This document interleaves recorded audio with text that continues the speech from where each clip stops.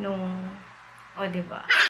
So, mabuhay din sa mga nag-order online tapos hindi nila ka-shade order nila. Parang kahit ano pala pwedeng ma-drawing.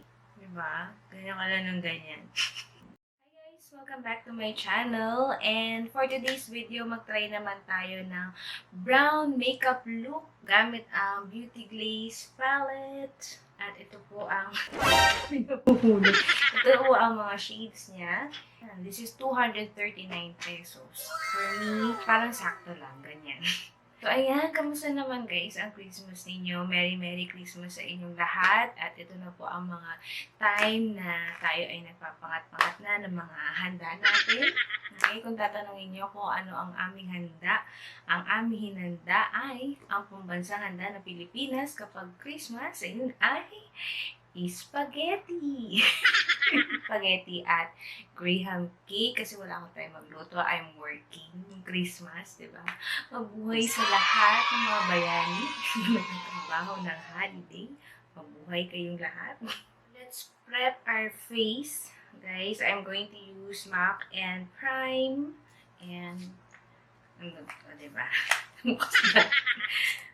Spray lang natin dyan. At nagkitay na pala ako, guys, para tipid sa time. Ayan, and nag-moisturizer na rin ako para okay. For my foundation, I'm going to use Peripera Double Longwear Cover Foundation. Honestly, nagkamali talaga ako sa shade na to. Medyo mas brighter siya dun sa skin tone ko. Kaya lang, syempre, ito na. Kasi online ko siya pinili. So, feeling ko ito talaga yung mga challenge ng mga nag-order online ngayon. Kung right ba yung shade, mapipili nila, di ba? Buti na lang nag-oxidize talaga to sa skin ko. Pumapantay naman siya. So, sa una medyo maputi. Paputi siya, guys. Ayan. Pero ang ganda nito. Ang ganda ng cover nito. Di ba? Ang puti niya, guys, super. Pero siguro kung makukuha ko yung right shade ko dito, mas okay yung coverage nito. Pero for me, okay naman na to. Kasi feeling ko pag ito yung foundation ko, para akong naghilamos. Kasi ang ganda niya. Ang ganda nung, sobrang nipis lang niya. Pero super ganda talaga nung coverage niya. Buti talaga nag-oxidize siya sa skin ko. So, mamaya yan, medyo papantay na yan. So, tingnan nyo naman yung cover niya. Ang ganda at saka ang lamig niya sa face. At sobrang nipis lang niya. So, favorite ko talaga tong foundation na to. One of my favorite na. Kasi nga, ang nipis lang niya. So, tamang-tama siya siguro pag mainit yung panahon. Tapos gusto niya lang ng foundation na malamig. For my concealer, gagamitin ko is same brand, Peripera Double Longwear Cover Concealer. Ayan. So, mabuhay din sa mga nag-order online tapos hindi nila ka-shade order nila. Tamang lang yan, para hindi masayang. Tamang diskarte lang. So, mag-concealer din ako. Ito rin, online ko rin ito in-order. O, ayan. Okay naman yung concealer nila. Pero maputi din. Pero grabe, grabe yung cover ng concealer nila. Nung unang ginamit ko to, sobra niyang puti. Hindi ko natansya na konting product lang pala yung dapat ko na nilalagay.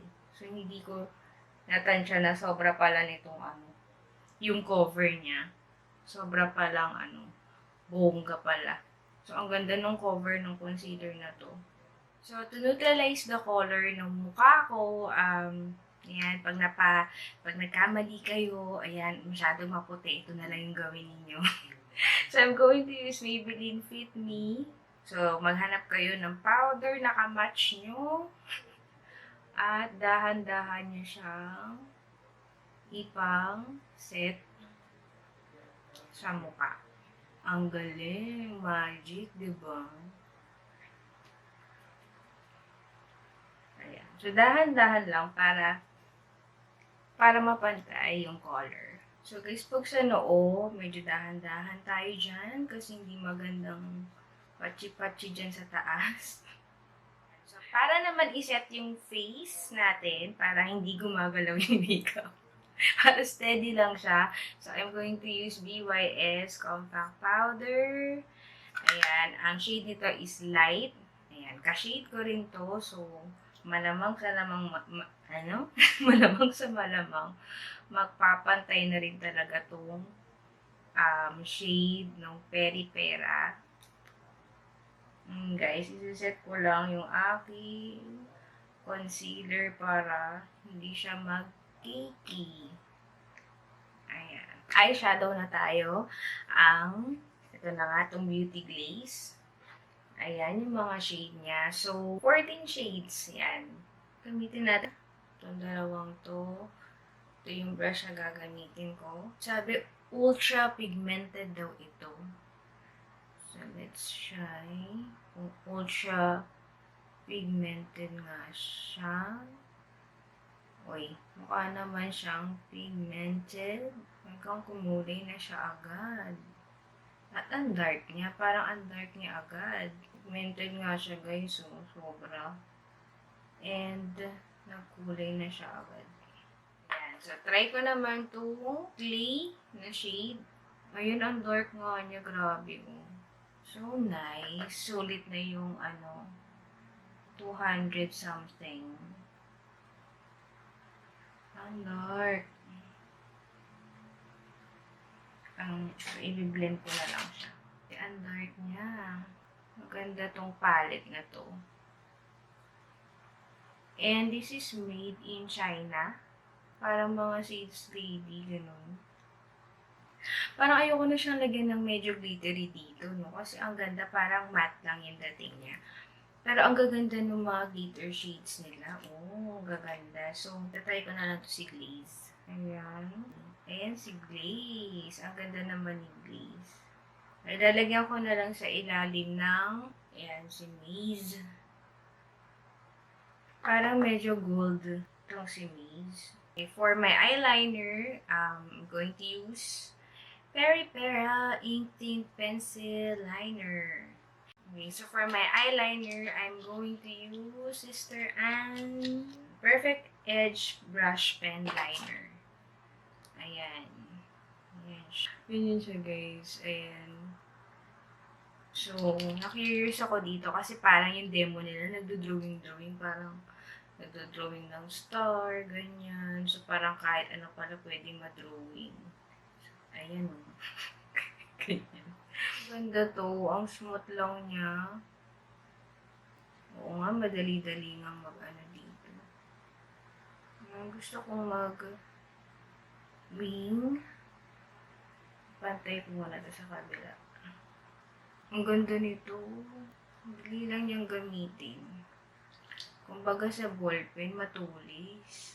Yan yung eyeliner ko at ako'y naglagay na rin ng lashes. So, mag-contour naman tayo. Ang gamit ko is V shading. So, V shading ng Peripera. So, tatlo yung shade niya. Siyempre, pinaghahalo-halo ko na lang siya. Hit ko lang yung aking ilong. Sa mga matataba yung ilong dyan. Ang gusto kong makipot eh. So, i-press ko na lang tong brush ko. Ang ganda nitong contour na to. Parang sobra lang niyang, natural. Kung nag-create lang siya ng shadow. Ganda ng minch brush, guys. Medyo nakakaluwag na sa buhay. May pabili ng bagong brush. Ganun. Diba? Ganyan ka lang ng ganyan. Naman itong shader na to from Colorgram. Sobrang soft lang talaga ng mga makeup na to. Ayun. Feeling ko meron na siya. Ito yung gagawin kong blush on and contour at the same time. And then for my highlighter, gagamitin ko tong holographic ng Y.O.U. Hindi pa ako nakakapag-try ng highlighter ng Korean. I'll try 2 by 1 siguro in my next video. So, gusto ko yung medyo glowy. Ang sarap din mag-explore ng ng mga highlighter. Parang nag-glow yung skin mo. Like this one. For my lipstick, I'm going to use Y.O.U. Ayan. Ang shade nito is Kelly. So soft. May review ako nito, guys. If you want to watch, hanapin nyo lang dyan. Matte siya. Pag natuyo. And this is non-transferable also. Diba parang ni-review ko na rin siya dito. Ayan. So, this is my final look for today, guys. Thank you so much again for watching. I'll see you all, guys, on my next video. Don't forget to like and subscribe my channel. Bye-bye!